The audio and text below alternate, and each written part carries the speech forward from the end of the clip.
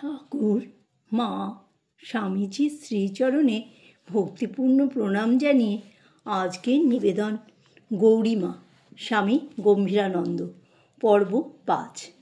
কলকাতার জননীকুলের জন্য ঠাকুরের প্রাণ কাঁদিত, তাই তিনি গৌরীমাকে প্রেরণা দিতেন, যাহাতে তিনি মায়েদের নিকট ভগবানের কথা বলিয়া তাহাদের ভক্তি উদ্দীপিত করেন। একদিন তাহাকে বলিলেন, যদু মল্লিকের বাড়ির মেয়েরা তোকে দেখতে চেয়েছে, একদিন যাস ওখানে। অনুযোগ করিয়া গৌরীমা বলিলেন, তোমার ওই কাণ্ড, তুমি লোকের কাছে আমার এত প্রশংসা করো কেন?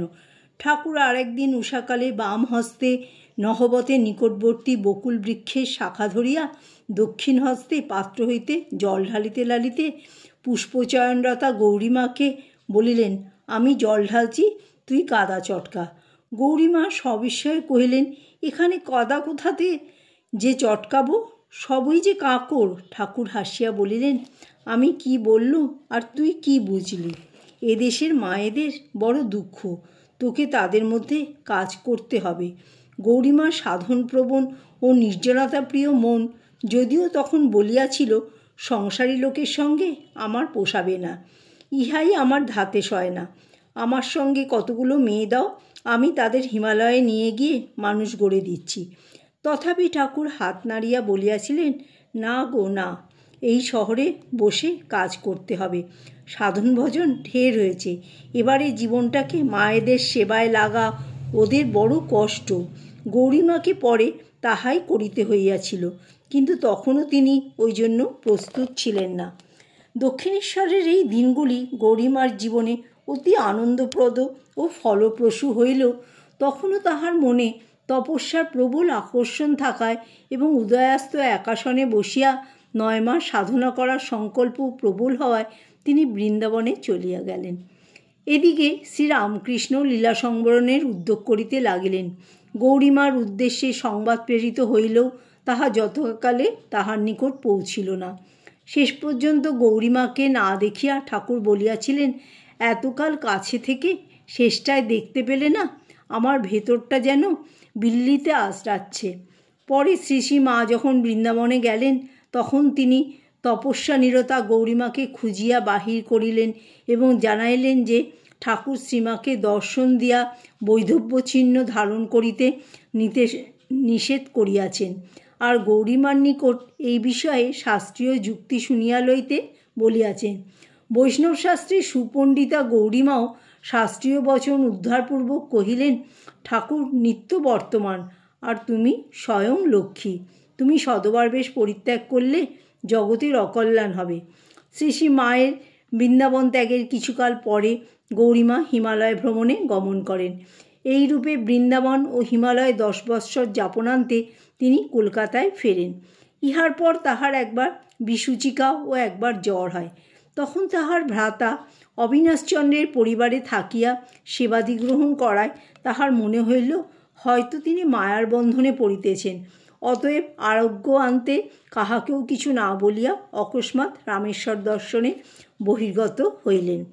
দাক্ষিণাত্যে নানা তীর্থ দর্শনান্তে তিনি রামেশ্বর উপস্থিত হইয়া তাহার সঙ্গে আনিত গঙ্গোত্রীর জলে রামেশ্বরকে স্নান করাইলেন। প্রত্যাবর্তনকালে তিনি বালাজি গোবিন্দকে দর্শন করিলেন এবং পরে দক্ষিণ দেশের অপরাপর তীর্থ এবং মধ্য ভারতের কয়েকটি তীর্থ দেখিয়া কলকাতায় ফিরিলেন। এইবারে তাহার জীবনের এক নতুন অধ্যায় আরম্ভ হইল। এই সময়ে মাতৃজাতির কল্যাণ কামনা তাহার হৃদয়ে ক্রমেই প্রবল আকার ধারণ করিতে থাকিল।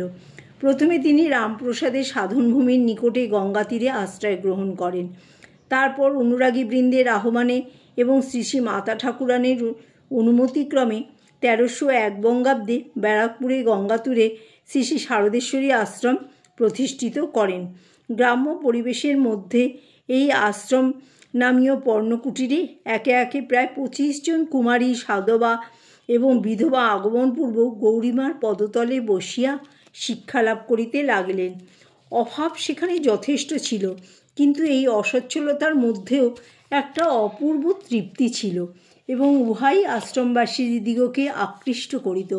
ব্রাহ্ম মুহূর্তে শয্যাত্যাগ, গঙ্গা স্নান, গৃহকর্ম ও পাঠাভ্যাসে দিনগুলো বড়ই মধুময় মনে হইত। গৌরীমা একদিকে যেমন শিক্ষা দিতেন, অন্যদিকে তেমনি ছোট ছোট বালিকাদের সহিত স্নেহময়ী মাতার ন্যায় ক্রীড়াও করিতেন। কোমল কঠোরের সে এক অপূর্ব সংমিশ্রণ। ভারতের প্রাচীন আদর্শ এখানে মূর্তি লাভ করিতেছে দেখিয়া অনেক গণ্যমান্য ব্যক্তি এই আশ্রম দর্শনে আসিতে লাগিলেন। বেলুর মঠের প্রাচীন সাধুরাও সহানুভূতি দেখাইতে লাগিলেন। আশ্রম প্রতিষ্ঠার 5 বছর পরে 1307 বঙ্গাব্দে কলকাতায় একটি মাতৃসভার অনুষ্ঠান করিয়া গৌরীমা হিন্দু নারীর আদর্শাদি বিষয়ে বক্তৃতা করেন। এইরূপে ক্রমে বাগ্মিতার জন্য তিনি সুনাম অর্জন করিতে থাকেন। কিন্তু আদর্শ প্রচার, আশ্রম গঠন ইত্যাদি কার্যকে অতি গুরুত্বপূর্ণ মনে করিলেও গৌরীমার প্রধান দৃষ্টি নিবদ্ধ ছিল জীবন গঠনের প্রতি। বিশেষত তিনি বুঝিয়াছিলেন, একান্তভাবে মাতৃজাতির সেবায় আত্মনিয়োগ করিতে পারে এইরূপ একটি সন্ন্যাসিনী সংঘ গড়িয়া তুলিতে না পারিলে তাহার জীবনের উদ্দেশ্য সফল হইবে না। সুতরাং এই সময় হইতে তিনি ওই বিষয়ে মনোনিবেশ করিলেন এবং উপযুক্ত আধার পাইলেই তাহাকে সর্বতোভাবে তজ্জন্য প্রস্তুত করিতে থাকিলেন। ইহাদের অনেকে তাহার প্রেরণায় মন্দিরের দেবতাকেই প্রতিরূপে গ্রহণ করিয়া আকুমার ব্রহ্মচর্য পালনপূর্বক যথাকালে সন্ন্যাসিনী হইয়াছিল। জয় ঠাকুর, জয় মা, জয় স্বামীজি।